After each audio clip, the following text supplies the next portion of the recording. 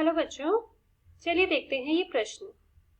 यदि समुच्चय ए में 3 अवयव हैं तथा समुच्चय बी बराबर है 3, 4 और 5, मतलब यहाँ पे आपको समुच्चय बी के अवयव दिए हुए हैं, तो ए क्रॉस बी में अवयवों की संख्या ज्ञात कीजिए।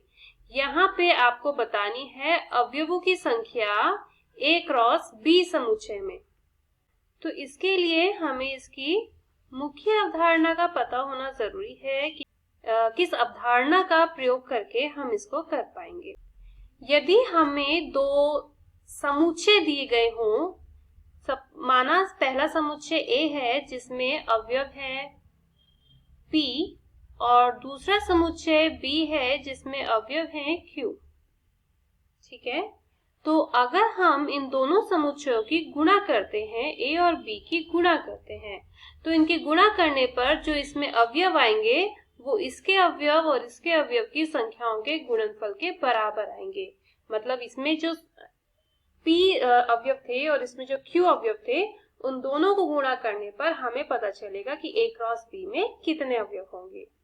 तो इस मुख्य अवधारणा का प्रयोग करके हम इस प्रश्न को हल करते हैं।